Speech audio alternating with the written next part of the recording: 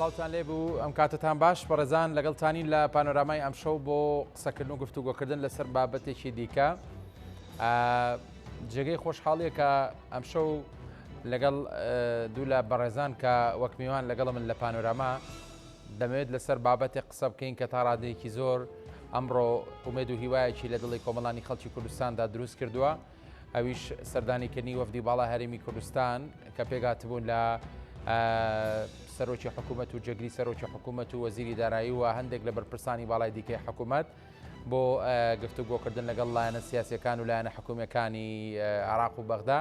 و تاکو ئەم ساتی کە ئێمە گفتوگۆ دەکەین زنجیری کۆبوونەوەکان بەردەوامن ئەمڕۆ چاوپێکەوتن و دیداری گرنگ ئەنجامدرا لەگەڵ هەریەک لە ئەنجومەنی نوێنەران لەگەڵ سەرۆک کۆماری عێراق لەگەڵ سەرۆک وەزیرانی عێراق و لەگەڵ سەرکردەی لایەنە سیاسیەکانی عێراق و ئەو زانیارانەی کە لە میدیاکان و لە سوۆشیال میدیاشەوە باز دەکرێت و پامنێری کورسات نوویست کە بەردەوام ئەمڕۆ ساد زانیاریەکانی دەگواستەوە گەر دەرفەتە بێ و بڕەخسێت هەوڵە دەین کە دو زانێریشی هە لە نێو پانۆراما لێ وەربگرین باس لەوە دەکەن کە ئاماژی خۆشکەر هەیە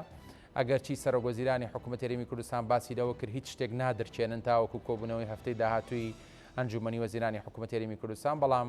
دەمەوێت کەمێک گەنگەشەی بابەتەکە بکەین و بپرسم تا چەند خەڵکی هەرێمی کوردستان دەتوانێت ئومێد لەسەر ئەم سەردانی وەفدی باڵای هەرێم هەڵچنێت لەگەڵ هەرێک لە بەڕێزان گفتوگۆ دەکەم بڕێز کاک کاروان ئەنوەر نووسەر و ڕۆژنامەنووس لە ستۆدیۆ لەگەڵمە بەخێر بی کاک کاروان هەروەها لە بەغداش کاک کاروان یاروەیس ئەندامی ئەنجومەنی نوێنەرانی عێراق جەنابیشتان زۆر بەخێر بن سپاس بۆ ئامادەبوونتان کاک کاروان دێمە لای تۆ ئەمڕۆ خەڵک بەگشتی مەشغوڵ بوو بەوەی کە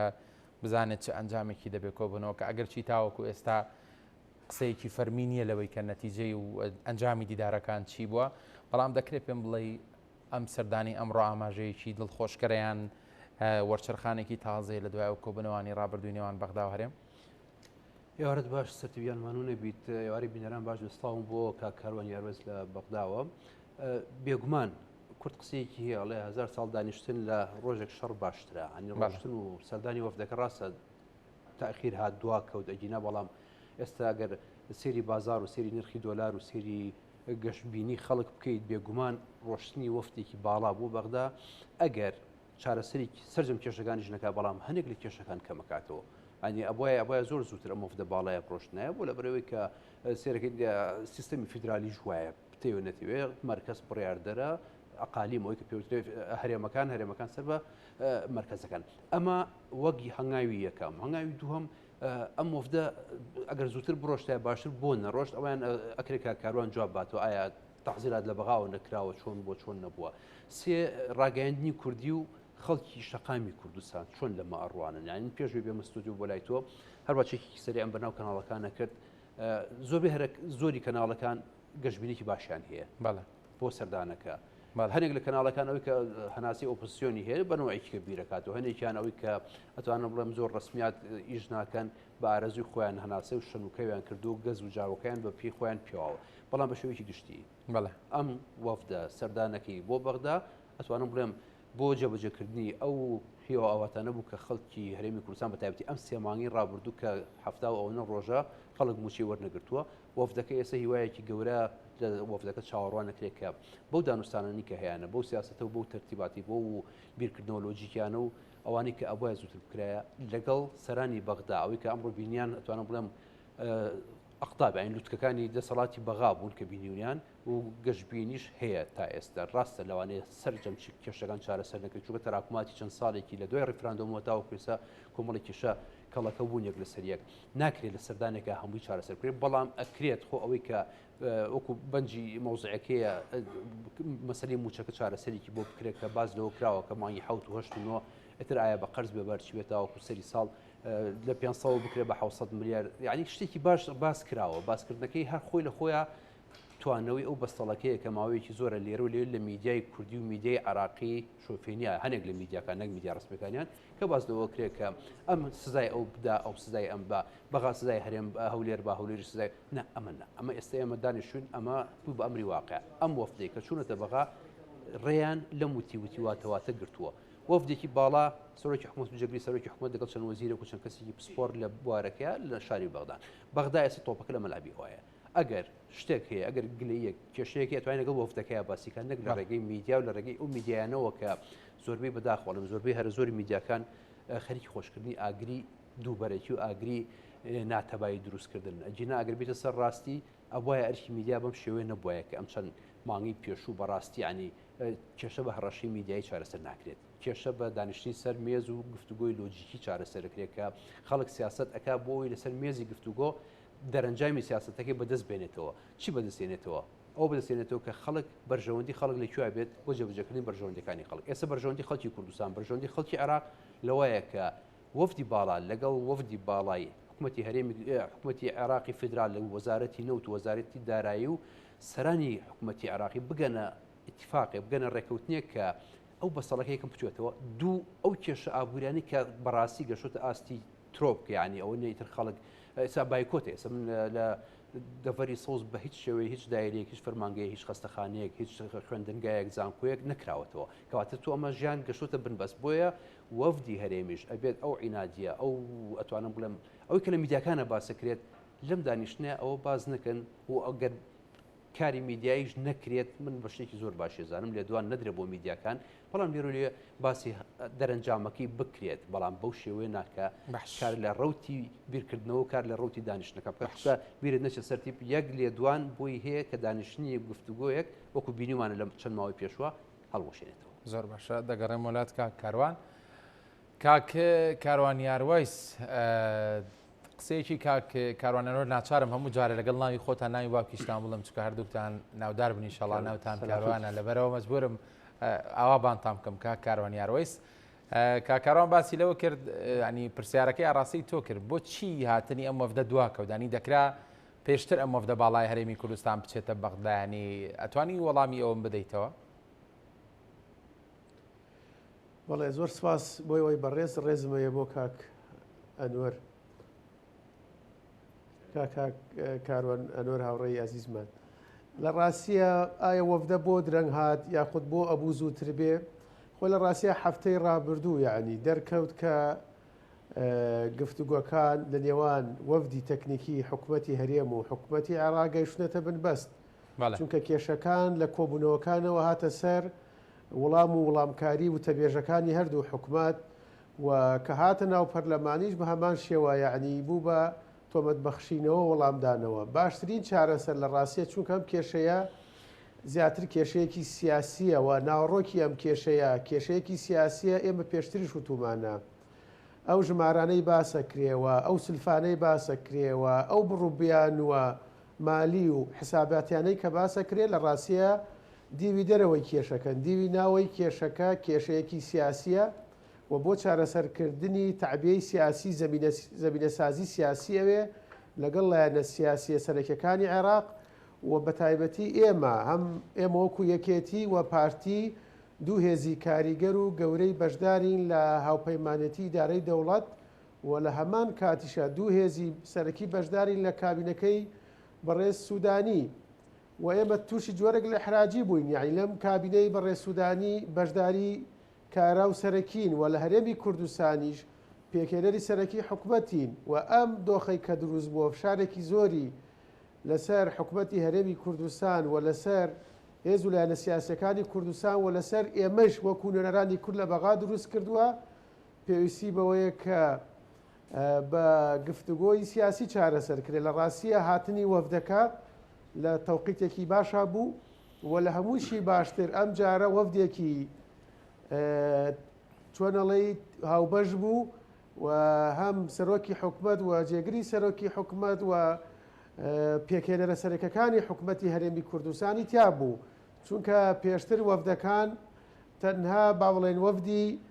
تیمی پارتی بوو لە حکوومەت ئەم جارە کە وەفدێکی کامل وەفدێکی هاوبەش بوو بە دڵنیاییەوە ئەمە مەسیجێکی باشە بۆ لایەنە سیاسیەکانی عێراق کە کورد لەم پرسە بە یەکگردووی دێتەوە بەغدا و ئێمە لەسەر ئاسی پەرلەمانیش فراکسیۆنە کوردستانیەکان لە ڕاستیە جۆرێک لە کۆدەنگی سیاسی کوردستانی هەیە بۆ ئەوەی ئەم پرسە کە پەیوەندی بە ژیانی خەڵکی کوردستانەوە هەیە دای ماڵی لە کێشە و ناکۆکی سیاسی هەر کێشە و ناکۆکێکی سیاسیمانەیە بیخینە دەرەوەی ئەم کێشەیە چونکە ئەم کێشەیە پەیوەندی بە ژیان و بژێوی خەڵکی کوردستانەوە هەیە کە ئێستا لە دۆخێکی سەختان. زۆر باشە بەپێی بنەمای زانەرەکانت کاک کاروانەری کۆبوونەوەکانی ئەمڕۆ جێگی دڵخۆشین و بەرهەمدار بوون. یەکەم وەکو باسم کرد لە هەنگاوی یەکەمە ئەم هاتنی ئەم وەفدە بۆ بەغا و پەنابردنەبەر مەبدەی گفتوگۆ لەگەڵ لایەنە سیاسیەکانی عێراق و لەگەڵ حکوومەتی ئیتیحادی هەنگاوێکی گرنگە و تا ئەم ساتە کە ڕەنگە هێشتا وەفدەکە لە کۆبوونەوەکانیان بەردەوام بن و بڕیارە سەعات دەی شەو لەگەڵ سەرۆکی فراکسیۆنە کوردستانیەکان لە پەرلەمانی عێراق دانیشن و گفتوگۆ بکەن و ئاخر ئەبدەیتش بدەن بەوان کە چیان کردووە و دۆخەکە بەرەو کوێ چییە. لە ڕاستی ئەمە شەنگاوێکی گرنگە چونکە ئێمە پێشتر گلەیمانە بوو کە وەفدی حکوومەت دێتە بەغا گفتوگۆ لەگەڵ فراکسیۆنە کوردستانیەکان لە پەرلەمانی عێراق ناکە و وردەکاریەکان و تەنسیق لە نێوان هەردوو لایەنە. ئەمڕۆ هەنگاوێکی باش بوو کە هەم لە پێشوازی وەفدەکە سەرۆکی فراکسیۆنە کوردستانیەکان نەبوون و بڕیارە ئەم شەویش وەفدەکەی حکوومەتی هەرێمی کوردستان لەگەڵ سەرۆکی فراکسیۆنەکان کۆب بنەوە. ئەوەی کە هەیە حکوومەتی هەرێمی کوردستان تەرحی خۆی خسوەتە ڕوو وەفدی حکوومەتی هەرێمی کوردستان بۆ چارەسەرکردنی ئەم کێشانە و ئەستجابەی حکوومەتی عێراق و لایەنە سیاسیەکانی عێراق ئستجابەیەکی باشە بەڵام وەڵامی کۆتایی نەدراوەتەوە چونکە لە نەتیجە حکوومەتی ئیتیحادی عێراق ئەبێ لە دوو کۆبوونەوە تاوتوی ئەم پرسەکەەوە قراری لەسەر بدا لەسەر ئاسی سیاسی ئەبێ لە ئیتلافی ئیدارەی دەوڵە هێز و لایەنە سیاسیەکانی بەشدار لە حکوومەت دانشن تاوتوی ئەم پرسە بکەن و بڕیاری سیاسی لەبارەوە بدەن و کۆبوونەوەی دووەم کۆبوونەوەی ئەنجومەنی وەزیرانە کە هەفتەی داهاتوو ناوەڕاستی هەموو هەفتەیەک ئەنجومەنی وەزیرانی عێراق کۆ بێتەوە ئەگەر ئیتلافی ئیدارەی دەوڵە قرارێکی ئیجابی بدا بە دڵنیاییەوە ئەنجومەنی وەزیرانی عێراقیش قرارەدا کە ئەم کێشەیە چارەسەر بکە بەڵام سەرەتایی با بڵێن سەرەتایی نەتیجەکان یاخۆت ئەو دەرەنجامانەی کە هەیە گفتوگۆکان گفتوگۆی ئیجابی بوون وەکو هەنگاوی یەکەم زەمینەسازی ئەەکەن بەرەوەی کە هەردوو حکوومەت بگەن بە جۆرێک لە ڕێکەوتن. زۆر باشە دەگەڕێ وڵات کاک کاروان یاروەیس کا کاروان بەس لەوە دەکات کە کاروانێرۆز دەڵێت ینی تیمەکانی پێشتر ئەوەندەی کە تیمی پارتی بوون تیمی حکوومەت نەبوون و ئێستا ئەگەر سیر بکەیت تیمی هەموو لایەنە سیاسەکانن لە دوایەوەی کە تیمی حکوومەتن ئەمە چ کاریگەرێکی نەگەتیڤی دروست کرد بوو لە ڕابردوودا کە تیمەکە تیمێکی هاوبەش نەبوو کاتێک دەچوونە بەغدا. بێگومان ڕۆشتنی تیمەکان بە هێزی تیمەکانەوە ینی تیم هەیە کە ئەگەر لە یەک تەرەف و لێک لایەن و لێک حیزبەوە بڕوا حسابیەوەی بۆکەن کە ئەمە نوێنەری حیزبێکە بەڵام ئەم جارە سێرەکەین هەم تیمەکە تێکەڵە هەم کۆمەڵی خەڵکی پرۆفیشناڵ و ئەکادیمیست ئەوانی کە لە مەجای اقتصاد و نەوت و لە مەجای حکومداری حکومڕانیە هەن لە ناو تیمەکانی ئەمە یەک دوو لەوێش لە ئیستیقبالی لە پێشوازی تیمی حکوومەتە تەنها نوێنەری حیزبێک دیاریکرا و پێشوازی ناکات وەکو فراکسیۆنەکان لەوێن و کۆمەڵی فراکسیۆنی تەنانەت ئۆپۆزیسیۆنەکان پێما بێت لە یەک لایەن بە دەربێت لە نەوەی نوێ بە دەر ئەوانی کە هەموو بەشدار بوون لە دانیشتەکانە لە هاتنی وەفدەکە لە شێوازی ئاخاوتنەکانی تو لێرە ئەوانی کە لە بەغان بێگومان لە کەش و هەوای بەغا و ژینگەی بەغا شارەزاترن ئەوان ئەزانن کە چی ئەگوزارێت لە ناو هۆڵی پەرلەمانە لە ناو هۆڵی حکوومەتە لە ناو ئەوەی کە پێوتر ئەنجندای کاری سیاسی کە وەکو دەوڵەتێکی گەورەی وەکو عێراقا ئەگەر جارانیش بەم شێوە وایە وەفدەکان هەم لە ئاستی باڵایە بوونەیە هەم وەفدی تێکەڵ بوونایە مۆزاییکی بواە هەم لێشەوە بە هەمان شێوە لە بابڕێن لە پێشوازیە سێرەکەی استقبالکردن پێشوازیکردنی ئەمڕۆ لەلایەن سەرۆکای جەنابی سەرۆک کۆمار و لایەن جەنابی سەرۆکی حکوومەت و لەلایەن عالای و لەلایەن لایەنەکانی کەەوە پێشوازیەکی ڕسمیترە گونجاوترە. ئەمە یەک دوو لەناو وەفدی باڵایە هەمیشە ئەکرێ مەسەلەن وەفد ئەجندای خۆی هەبێت ینی کە تۆ ئەڕێتە ناو مێزی گفتوگۆ مێزی دانیشتنەوە پێویستە بەرنمەیەکی کاری دیاریکراو هەبێت نەک تەنها بۆ مۆزوعی موچە تو موچە ئەخەیتە سەر مێزی گفتوگۆ ئەوان سەد بابەتی ترت بۆ ئاوەڵاکەن ینی دراسەکردنی ئەم وەفدە کە بەڵێن سەرۆکی حکوومەت و جێگری سەرۆکی حکوومەت دێرەوە کە ڕۆشتون لەگەڵ کۆمەڵی خەڵکی شارەزای لە بوارەکانە ئەوانش کۆمەڵی خەڵکی شارەزا دانیشتون بەرامبەریان ینی کە دانیشیت عادەتەن مێزی خڕ نییە ئەمە ئەنی کاڵە مێزی خڕوە دانوستانە نە ئەم مێزی گفتوگۆیە بەرامبەر ئەگەر لاحظت کردو بەرامبەری یەک کە دانیشن هەردوو لا تەرەفیان هەیە هەردوو لا مۆزوعیان هەیە ینی ئەو لێ دوانانی کە وەزیری دارایی طیف سامی لە ماوەی چەند ڕۆژایەتی هەنێکیان ئاگرین بەڵام هەنێکیان ڕاستن خۆ ئەوانیش بە هەمان شێوە ئەوانی ئێمە کاڵێن بەڵێ موچەکە نەنێراوە ئەوەی ئێمەش بە هەمان شێوە ڕاست ینی تۆستا شەقام برسیە بێت خەڵک و فەرمانبەر هەمووی بێموچە بێت بەڵام ئەوان ژەڵێ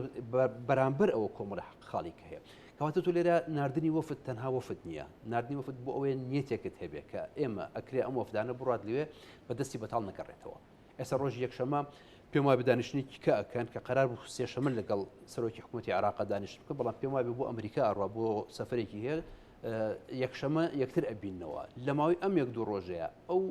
جەولە مەکوچیە ئەو پەیوەندیانی کە وەفدی باڵای هەرێم ئەتوانێت ئەگەر بمێنێتەوە لە بەغا بیکات لەگەڵ لایەنەکانی کە بڕیار چ بایەخێکی ینی بۆ ئەو کەسانی کە ئێستا لەوێن بڕیار بەدەستن ینی لە ساتی دانوستانەکان دەتوانرێت بڕیار بدرێ بێگوانە مفدی ڕاستەقینەیە کەڵی مفدی ڕاستەقینە ینی ئەم مفدە سەلاحیەتی ئەوی هەیە خۆی لێ بڕیار بات نەگەوەی کەنوێنەرێک بڕات بۆ بڕێتەوە مەلەفێک بێتەوە لەگەڵ دەستخوان نەخێر ئەم مفدەوە ها ڕۆشتووە کە لەوێ ئەگەر لە سەداسەد کێشەکان بێگومان چارەسەر ناکرێت چونکە کێشەکانمان زۆر زۆرە بەڵام هەنێک کێشی ئانی هەیە ئەوانی کە بەغا داوا کرد کۆمەڵێک باز لە شەفافێتی داهاتی ناوخۆکرێ لەوێ باز لە گومرگەکانی حدودەکانەکرێ باز لە کۆمەڵێک شتەکان ئەوان خۆلێرە ئەکرێ ئەو وەفدەی کە ڕۆشتون سپۆڕەکان مختصەکان ئەو شارەزانی کە لەگەڵ وەفدەکەی ڕۆشتون هەنێک ئەولیات طرحکان هەنێک ینی ئەتوانم بڵێم سەرس ینی چۆن لێ گرێکوێرەکە بکرێتەوە کە گرێکوێرەکە کرایەوە ئەوانی کە وردە دانیشتن و دانوستان درێژەیە هەناسەیەکی درێژێوێت ینی تۆ ناکرێ ئەم وەفدەکە لەسەر مێزە دانیشی بەرامبەر بەیەک ئەم کێشەکان چارەسەر بکرێت بەڵام کە گرێکە کرایەوە ئەم جاریان لەسەر گەرمی جوتیاران قسەکەن جارێک کە لەسەر موچە قسەکەن جاری کە لەسەر بوجە قسەکەن جاری کە لەسەر داهاتی ناوخۆ قسەکەن ینی بەم شێوازە لەبەرەوەی کە وەکو تۆڵی وەفدەکە وەفتێکی باڵایە خاوەنی بڕیارەکە بەدەستی خۆیانە ئەکرێت لەگەڵ سەرانی گەورەی عێراقیشا هەم سەرۆکی حکوومەت هەم سەرۆک کۆمار هەم ئەو لایەنانی کە لە پشتی عادەتەن لە پشتی با بڵین میدیاکانە و کۆمەڵی خەڵک یەکتر ئەبینن ئەوانش لە حکوومەتە کاریگەریان هەیە بەتایبەتی حیزب باڵا دەستەکانی شیعە کەلیساتیا حکومدارن لە عێراق ئەمانە زۆرترین بەریەکەوتنیا زۆرترین بینین و دانیشتن پێکەوە ئەنجامێن کەواتە من کەم تا زۆر بەڕۆشنی ئەم وەفتە گەشت بینم کە هەنێک لە کێشەکان باس بکرێتەوە کە کرایەوە دڵنیا بە ئەگەر نیەتی چاکسازی و نیەتی ئەوەی کە پێی ئەوترێت چاکە خوازی هەبێت لە سەردانەکەیە هەنێک لە کێشەکان چارەسەرکرێت بەڵام دڵنیا بە کە ئەوەی ئەوانیش کە ئێڵەن حکوومەتی فیدرال هەنێک خاڵی ڕاستە ئەوەی کە ئێمەش لێرەوە کە کۆمەڵی خاڵیان ئەتوانم بڵێم ئەوان کۆمەڵێک دەستی شۆفێنیش هەیە لە ناو حکوومەتی عێراقیش ئەنیسە من هەنێک لێدوانە بینم لە هەنێک لە وەزیر و وەکیل وەزیرەکانی عێراق و لە هەنێک لە ئەوانی کە لەسەر تەلەڤیزیۆن وەکو ئێمە قسەکەن بیری شۆفێنیان زۆر زاڵە بەسەریانە هەم ئەوانی ئەوان هەم ئەوانی ئێمە هەرش و گڕۆشەکانی میدیای کوردیش بێگومان ئەوە جیاوازەکەێت بە زمانی عەربی خطابێکمان هەبێ و بە زمانی کوردی خطابێکمان هەبێ ساتی ئەوانیش هەموو جارێکە باز لە قسەیەکەکەن لەوە خطابەکەتان بە زمانی کوردینەوەیکە بەڵام بە زمانی عەربی جۆرێکی کێ ئەوانش هەیە بەمە چارەسەر نابێت وەفدەکەش باڵایە و کێشەکەشمان گەشتوتە ئاستێک کە پێویستەکە چارەسەرێکی بۆ بکرین لەبەرەوە ئەم وەفدە کە ڕۆژ بەم زەخامەتەوە بەم گەوریەوە بەم حاڵەتەوە کە ئێستا گەشتوتە بەغا من دڵنیام کە هەنێک لە بەستەڵەکەکە ئەتوێنێتەوە بۆ جاری یەکەم بەڵام خۆ ناشکرێت پێبڕی بەغدابی کە ئەو مەرکەزەوە ئەو دەوڵەتەوە لە سیستەمی فیدرالیشا ئەوەی کە باسەکرێ ژێر ئەرز و ئاسمان و داهاتەکان و گومرگەکان هەموو بێ بگەڕێتەوە بۆ مەرکەز ئەمانە ئەمری واقعن تەنها ئێمەش سیستەمی فیدرالیمان نییە لە ناوچەکە ئیمارات سیستەمێکی فیدرالیە ئەتوانە بڵێن ئەڵمانیا هیندستان سوئیسرا ئەمریکا ئەم وڵاتانی کە زۆر پێشکەوتون سیستەمی فیدرالی بەکارێن بەڵام ئەو فیدرالی کە ئێمە هەمانە ئەگەر بمانوێت وەک دەوڵەت تەسەڕوفکەین بێگومان بە ئێستا عێراق وڵاتێکی بەهێزە لەسەر پێی خۆی وەستاوە ئەبێ کوردیش هەنێک لە داوا ئەو داوانی کە زۆر پێداگری لە سەرکات هەنێ یعنی ئەتوان بڵم دەست شلکە بۆ ئەو داوانی کە هەیەی هەتاوەکو بتوانێت بگاتە دەرەنجامێکی باش لەگەڵ عێراق کاکێ کاروانیان ڕویس باست لەوە کرد کە ئەم شەو لە ئەجەندای کۆبوونەوەکان و درێژەی کۆبوونەوەکانی وەفدی هەرێم لەگەڵ سەرۆکی فراکسیۆنەکان لە ئەنجومەنی نوێنەرانی عێراق کۆ دەبنەوانی دەمەوێت بپرسم گومان لەوەدا نییە ڕەنگە ئەرکێک بە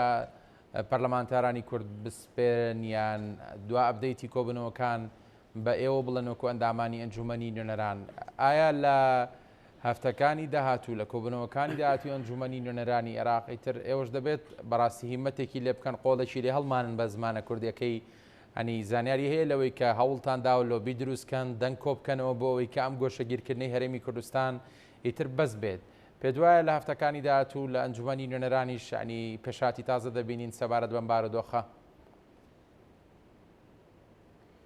بەڵێ خۆی لە ڕاستیە ئەوەی لەسەر ئەنجومەنی نوێنەران بوو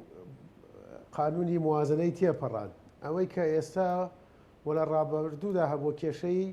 تەکنیکی بووە بۆ چۆنێتی جێبەجێکردنی قانونەکە ئەمە لەلایەک لەلایەکی ترەوە ئێستا ئەمڕۆ هەوڵەکان دەستی پێ کردووە بۆ ئەوەی گفتوگۆی سیاسی بکرێ و گفتوگۆی سیاسی بەرپرسیارانە وە گفتوگۆ بەهێمنی دوور لە مزایدەی سیاسی لە ڕاستیە ئەنجامی ئەوێ ئەم تەبیعەتی ئەم کێشانە کە دێتە ناو ئەنجومەنی نوێنەرانی عێراق بە تایبەتی لە ناو دانیشتەکانە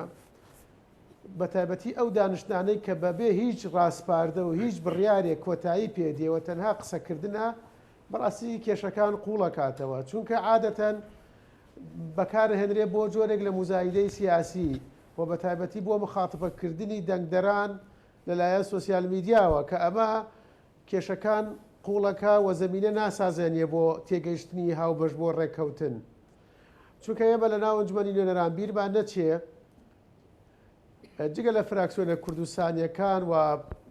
پەرلەمانتارانی کورد لە ئەنجومەنی نوێنەران ڕێژەیەکی زۆر پەرلەمانتاری پێکاتەکانی تر هەیە و داکۆکی لەوەکەن کە نابێ حکوومەتی عێراق پارە بەم شێوەیە بۆ هەرێمی کوردستان بنێرێ و تایبەتی ئێمە لە سەروبەندی هەڵبژاردننی ئەنجومەنی پارێزگاکانی زۆر هەیە لە پەرلەمانتاران فراکسیۆنەکان ئەمانە بۆ مزایدەی سیاسی و بۆ بانگەشەی هەڵبژاردننی پێشوەخت بەکارێهێنن بۆیە باشترین چارەسەر لە ڕاستێکە ئەمڕۆ یەکەم هەنگاوی بۆنرا گفتوگۆیە لە نێوان وەفدی هەرێمی کوردستان و وەفدی حکوومەتی ئیتیحادی و وەفدی حکوومەتی هەرێم لەگەڵ لایەنە سیاسی سەرەکیەکانی عێراق ئەگەر ئەمە نەگەیشتە ئەنجام ئێمە کۆمەڵێک پێشنیازەیە کە چۆن فشار دروستکەین لە ناو ئەنجومەنی نوێنەرانی عێراق بۆ ئەوەی حکوومەتی ئیتیحادی ناچار بکەین و پەرلەمان ناچارکەین قەرارێک لە بەرژەوەندی خەڵکی کوردستان بدا و پێشنیازەکان جۆرا و جۆرن تا ئێستا قەرار لەسەر هیچیان نەدراوە چاوەڕێ ئەوەکەین کە بزانین ئەم گفتوگۆیانە بەکوێگەن ئەگەر ئەنجامی نەبوو کاروان پێ دوایە نەگەنە ئەنجامیانی ترسەکەی لەوە پەرلەمانتارانی کورد لەناو پەرلەمان بینای پەرلەمان و لەوانە بایکۆتکردنی دانیشتەکانی پەرلەمان شکاندنی نیسابی دانیشتەکانی پەرلەمان لە هەموو حاڵەتێکە ئێمە لەگەڵ ئەوەی کە فشارەکان لە بەغا بێ و بەغا چۆڵ نەکەین هەر فشارێکمانەیە لە بەغا پرسیاریەوەم کرد کاکەوان ببوورە ڕازام دەنگی من بە باشیەگاتە لای تۆ پاشەکشێ نەکەین کاکاروان پرسیاریەوەم کردوتەمانی ترسێکەیان هەست بەو نیگەرانیە دەکەی کە ئەم کۆبوونەوەیش کە دەکرێت ئەم وەفدەش هاتووە ئەنجامی ئەو توێ نەبێ تاوەکو ئەو کارتانی دیکی کە باسی دەکەی بیگرنە بەرەوە وەگلایانی کوردی لە بەغدا طبعا هەموو گفتوگۆیەکی سیاسی ینی بە شەردی ئەوە ناکرێ ینی بە پێشمەرجی ئەوە ناکرێ کە ئەنجامی هەبێ ئێمە ساڵانێکی زۆر لە ناوەڕاستی ساڵی 2014ەوە کە کێشەی دارایی لە نێوان هەردوو حکوومەتەیە گفتوگۆیە و بەشێکی زۆر گفتووەکان شکستی خواردووە بەڵام ئەم جارە ئێمە ینی دۆخەکە جیاوازە حکوومەتێکی بنکە فراوانەیە کە یەکێتی و پارتی لە بەغاتایە بەشداری سەرەکین و قانونی موازنەمانەیە کە پشکی هەرێمی کوردستانی دیاری کردووە و ڕێکەوتنی نێوان هەردوو حکوومەتمانەیە بۆ چۆنێتی فرۆشتنی و ڕادەستکردنی نەوتی هەرێمی کوردستان لەبەرەوە دۆخەکە دۆخێکی جیاوازە و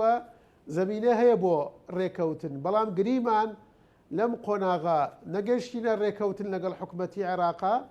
ئێمە ڕێوشێنی تر زۆرە لە پەرلەمان بۆی فشار دروستکەین لەسەر حکوومەتی ئیتیحادی چونکە ئێمە ئێستا لە دۆخێکین خەڵکی هەرێمی کوردستان بژێوی زۆر قورسە و جۆرێک لە سیاسەتی برسیکردن بەرامبەر بە هەرێمی کوردستان بەکارهێنرێ ئێمە لە دۆخێکین کاتی ئەومانیە بگەڕێینەوە خۆمان مەشغوڵکەین بەوە کە حکوومەتی هەرێمی کوردستان چۆن بە شێوەیەکی ناشەفاف بە شێوەیەکی سەرکەوتو نەیتوانی نەوت لە قازانجی خەڵکی کوردستان بەکار بهێنرێ چۆن ئەم کابینەی حکوومەتی هەرێمی کوردستان نەیتوانی کۆدەنگی سیاسی لە هەرێمی کوردستان بپارێزێ بەڵکو بە پێچەوانەوە قوڵی کردەوە ئێمە کاتی ئەوەمان نییە ئێستا ئەولەوێت بۆ چییە؟ ئەولەوێت بۆ ئەوەیە کە ئەم کێشەیە چارەسەر بکرێ و چۆن بتوانین کۆدەنگێکی کوردستانی لە بەغا دروست بکەین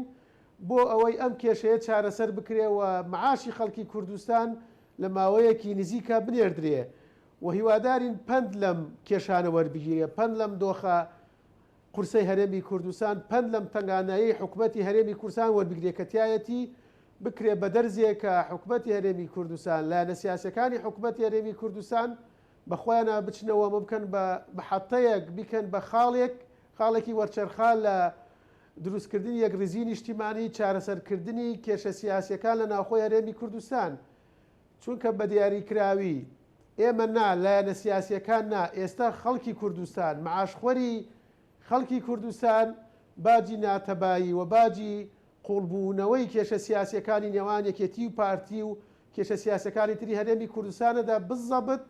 بە دیاریکراوی لە قۆناغی گفتوگۆکردن و دەنگدان لەسەر قانونی موازنە کورد بە شێوەیەکی زۆر خراپ و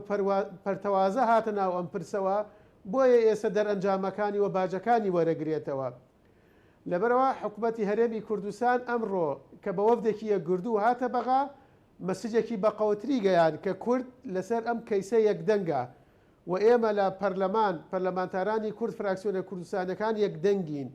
ئەم پەیامە باشی بەلایەنە سیاسەکانی عێراقەگا و دڵنیابن دەرئەنجامی ئەبێ. بۆیە بۆ کێشەکانی تریشمان بۆ قۆناغەکانی تریشمان ئەبێ بزانین ئەگەر بە یەکگردوو بێنێ ناو کەیسەکانەوە بێ ناو پرسەکانەوە بێ ناو گفتوگەکانەوە بگەڕێنەوە بۆ بەغا بە دڵنیایەوە قورساییمان زیاترە بێ. زۆر باشە دەگەڕێم وڵات. کاک کاروان سەرنج چی ینی ئەگەر چۆن کاروان یاڕۆی سپاسی لەوە کرد هەموو گفتوگویەکی سیاسی خۆڕەنگە ئەنجامەکەی ێرنی نەبێ ئەگەر کورد ئەنی سەرکەوتو نەبێ لەم حیوار و نێقاشەی ئەم جارشدا بژاردەکانی دیکە لە بەردەمیدا چین بەڕاستی ئێمە بیرمان نەچیە ئەم وەفتەکە ئەچنە بەغا هەر وەفتێک لە کوردیا پێڵن دانوستان کورد زۆر جوان ئەمەی وشەیەکی بۆ داهاتاشیوە مفاوەزاتی بە دانوستان تەرجمە کردووە. دانوستان ینی تۆ تەنها شت وەرناگری ئەش بەخشید ئەوەی کە ئەو ئێوێت ئێوە تۆ دانیشتوێر کۆمەڵک تەڵەباتت هەیە ینی شتێک بەخشید بۆی شتێک وەرگریتەوە. ینی ئەوان پرسیار کۆمەڵی پرسیاریان هەیە کۆمەڵێک گرێت دروست بوو ئێستا ینیەوەی کە وەکو کاروان یاڕۆز باسەکات هەنێک لە پەرلەمانتارە شوفینەکان پرسیاری داهاتی چەندین ساڵی ڕابردووەکەن. یخۆ ئەکرێ مەسەرەکە تۆ دانوستانێکی بڵی کاکە ئەوەی کە کراوە ڕابردوو ئێمە هاتوین باز لە زروفێکی دیاریکراوەکەینە جناخۆ ئێوەش مەسەلەن لە ساڵی 2023 تاوەکو ئێستا عێراق کەم تا زۆر بڕی لە سەدا حەفەکە و بۆ لە ساڵ سیانزەکە بۆ ئەوەی بە کاملی ڕەوانی کوردستان نەکردو. بۆیە هەموو مفاوەزاتێک هەموو دانیشتێک لەسەر مێز ئەبێ کۆمەڵی خەڵکی خەبیر لە بابەتەکەی قسەی لەسەر بکەن. ئەمە ینی شتێکی لە سیاسەتا پێڵەن فەن تەفاوز ینی هونەری دانوستان چۆن دانیشی چۆن لەگەڵ ئەم وەفدەیان ڕێگەکەوی ئەوان کۆمەڵی خەڵکی شارەزای بوارەکانیان هێناوە دایانەوە توش کۆمەڵی خەڵکت لەگەڵا ینی لێرە ڕاستە تەنها سەرۆکی حکوومەت و جەگری سەرۆکی حکوومەت قیادی وەفدەکە ئەکەن سەرۆکایەتی وەفدەکە ئەکەن بەڵام خۆ وردەکاری کە مەسەلە شۆڕە بێتەوە وردەکاریەکانێتەوە سەر کەسانی وەکو وەکیل وەزیرەکان و کەسانی وەکو شارەزایانی بواری نەوت و دارایی و مالیە و نەقدی و ئەمانی کە هەموو لە ناوەفدەکانە هەن. عادەتەن ئوسوڵی دانیشتنیش چۆنە بە هەڕەشە و گوڕەشی وەکو کاروانەڵێ هەڕەشە و گوڕەشی سوسیال میدیا حل نابێت. ئێمە لێرە خیتابێکمان هەیە بە تایبەتی لە هەولێر و لە دووهۆک بەداخەوە یعنی ئەم خیتابە شەقامی وا پڕ کردووە لە بەقاکە ئێستا وەفد ئەڕاتە ئەوێ ینی بە شتێکی سرتی هێگەن بەڵام لە کاتێکا تۆ لە سیستەمی فیدرالیە ڕۆشتنی وەفد وەک سەردانێکە چۆن لێرەوە چیتە هەولێر بە هەمان شێوەیە تۆ وڵاتێکی بێگانە نییە تۆ بڕێ دابنیش ڕاستە تۆ ڕووی دانوستانیان لەگەڵەکەی بەڵام نەفسی ئەم وڵاتە بە هەمان وڵات ئەڕووی بە هەمان تیاری وڵات ئەڕویا بە هەمان سیاری وڵات ئەڕێ ئەمە کێشەکانی وەلێ کردووە کە بەداخەوە ینی هاوڕەکەم ئەڵێ بۆ دەنگدەر یا بۆ ئینتخابات بۆ هەڵبژاردن بۆ زیادکردنی دەنگ کۆمەڵێک وەرەقە فرێدراوەتە ناو ساحەکەەوە بەڵام کە زۆرمان بۆیەت کە موچەکە بڕێت کە ئێمە خۆمان ناتوانین کۆمەڵێک ئەوراقی نەوتمان تەسلیم کردوێتەوە لە دوای ڕفراندۆمەوە ناچاری بگەڕیتەوە ئەکەواتە تو لێرە چۆن بۆ هەناسیەوە گەڕیتەوە ئەسێ من شەقامی کوردستان چۆن تێگەینی کە ئەم وەفدە باڵای ڕۆشت بۆ وڵاتێکی بێگانە نەڕۆشت بۆ وڵاتێکی خۆی ڕۆشتووە لێرە و لێوێش کۆمەڵێک کێشەی تر دروستە بێت ینی تۆ دانیشیت باسی حاڵەتێکەکە ئێمە ئێستا ئەلەم کاتەیە پێویستترین شت تێپەڕاندنی ئەم قەیرانی موچەیە کە ئێستا لە هەرێمی کوردستانە هەیە 76 ڕۆژە خەڵک موچەی وەرنەگرتووە بەڵام تۆ بالمقابلی ئەوەش خۆ تۆ یەکسەر ناڵێ ئەمە جانتایە پارە بەرە ئەوانش کۆمەڵە پرسیاریان هەیە ئەو پرسیارانەی کە ئێمە پێشتر لەسەر ناوچە دابڕێنراوەکان و لەسەر نەوتی ئەو ناوچانەی کە تا ئێستا تێ هەنێک بیرە نەوت هەیە لە کوردستانە لە منطقی ئەنزال و زومار و چۆچ و کەس نازانێت داهاتێکی بۆ چۆڕ ئەوانش هەموو پرسیارن لای ئەوان ئەو گومرگانی کە هەیە لێرە و لێوێ باج وەرەگیرە خراج وەرەگیرە داهاتی ناوخۆ بە هەمان شێوە ئەم پرسیارانە بۆیە وەفدی دانوسانکار ئەبێت هەنگاوی یەکەم جارە پێش هەموو شتێک ئەو زمانە ڕقی کە لە خیتابی ئەلامی کوردیا هەیە نابێت لەسەر مێزی دانوستان بەکاری بێنێت ئەو کۆمەڵشتی کە داوایە کە نەگەر هەمووشان پێ نەبەخشی خۆرە بێت هیوایەک بێ بە عراق بڵێ کاکەوەی مە بەنیەتێکی واوە هاتوین کە کێشەکانمان چارەسەر بکەین نەگەر هەمووشی چارەسەر نەکەی بەڵام لێرە کۆمەڵی کێشی ئانیمان هەیە ئەوانەمان بۆ چارەسەرکەن مۆزوعەکەی نەفت و مۆزوعی 50 ساڵەکە و بۆ مۆزوعانی کە پرسیارن لە لای حکوومەتی عێراقی مۆزوعی ڕۆشتنی بۆری ناوتەکانی عێراق بە ناوچی هەرێمی ینی کۆمەڵی ئەتوانم بڵێم کۆمەڵێک کێشە هەیە کۆمەڵێک مۆزوع هەیە بە بنبەستی ماوەتەوە بەگری کوێرەی ماوەتەوە ئەویش کە تۆ ئەزانانی پێویستە بە موچەکە هەیە پێویستە بە پارەکە هەیە ئەو وەرەقانش فڕایەتەوە سەر ساحەکە کەواتە وەفدی دانوسانکار ئێستا وەفدی مفاوز بە سەرۆکی وەفد و بە جەگری سەرۆکی وەفدەوە لە ئەرکێکی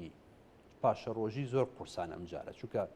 خوا نەخواستە ئەگەر بێت و دەرەنجامێکی باشی نەبێت ئەم وەفدە بوو دوایەوە کە چەند دانیشتێکی ژێربەژێر و لابەلا کراوە هیچی نەگەشتە دەرەنجامی باش ئەم وەفدیان لە ئاسی باڵایە ئەگەر بێت و دەرەنجامێکی باشی نەبێت بۆ ئابووری کوردستان دەتوانم بڵێم مەترسێکی گەورەیە ئێمە ژۆک و میدیاکار وەکو ڕۆژنامەنووس ئەرکمانە کە ئەگەر هاتوو مەترسێکی ڕاستەقینە هەبوو باسی بکەین نەک ئەوەی کە شتێکی بچووک گەورە بکەی شتێکی گەورەش بچووک بکەیت بەڵێ ئێستا بارودۆخی ئابووری هەرێم لە ئاستێکایە کە ئەبێ وەفدی دانوسانکار وەفدی باڵای هەرێم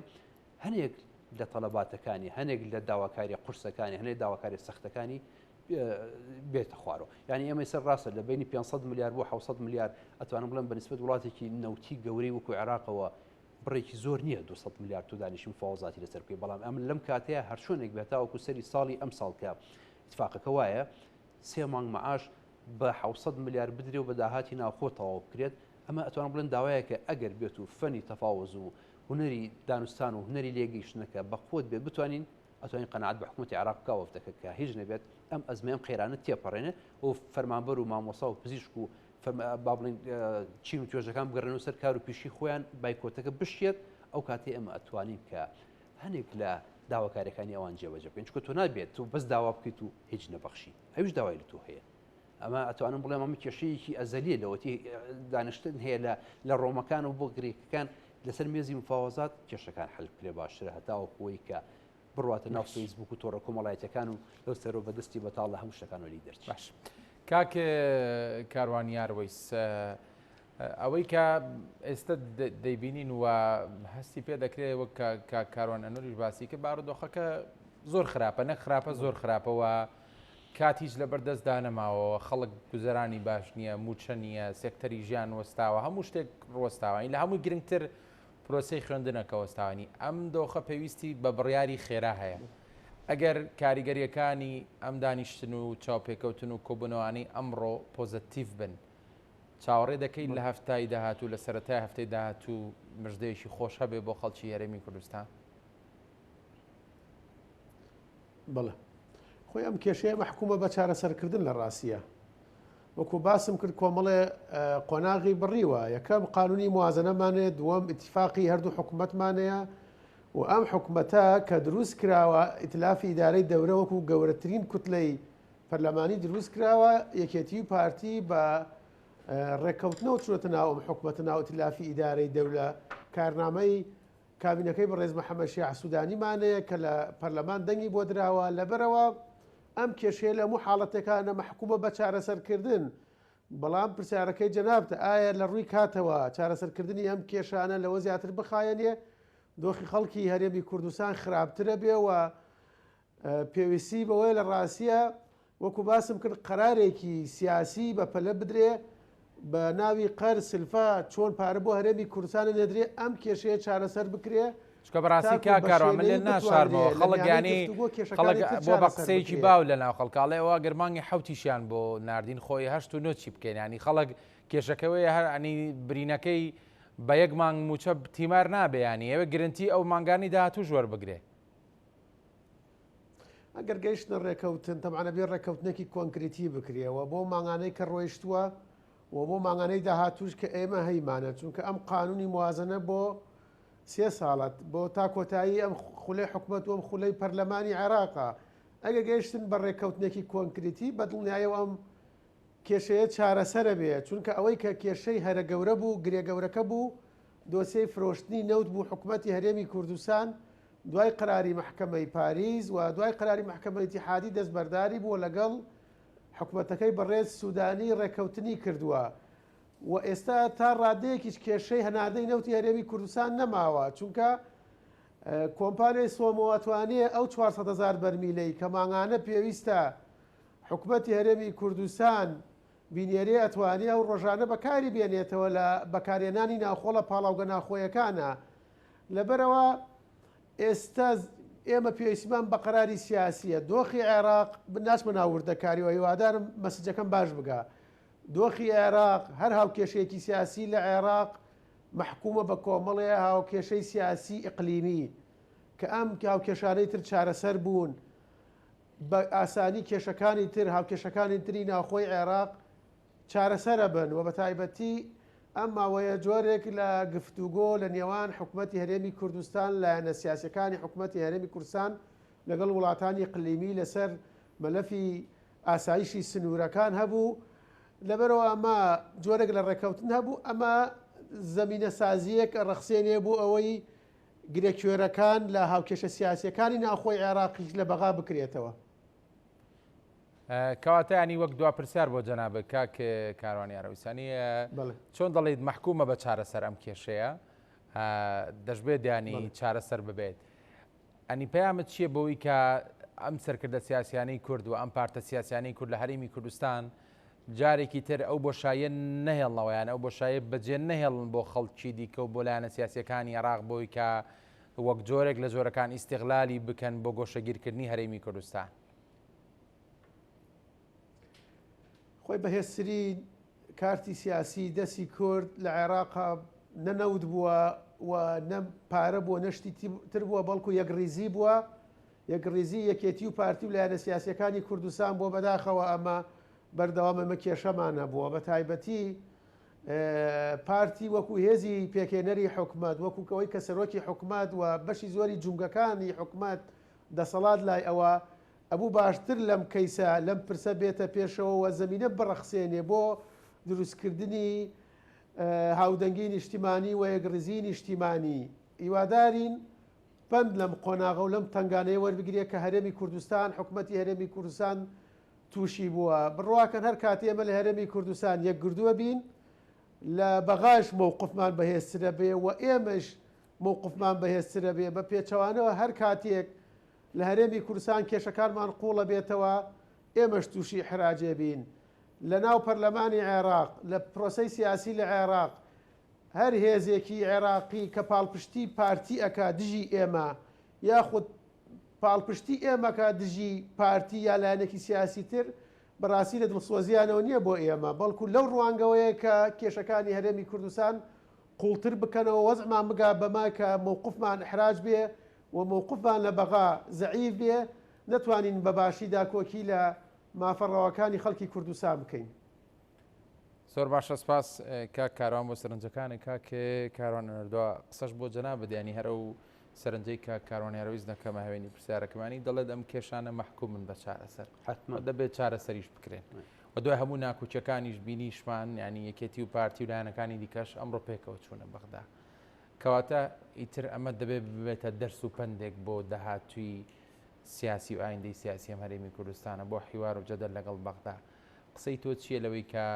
لێرە بەدواوە چۆن مامەڵە لەگەڵ ئەم بارودۆخانە بکەین کە دێتە پێشەوە جارێک لە مەلک حسێنە پرسن شای ئوردون ئەڵێن تۆ لەگەڵ ئیسرائیل هاوسنووری بەڵام زۆر وەکو عەرەب و ئیسلامەکانی کە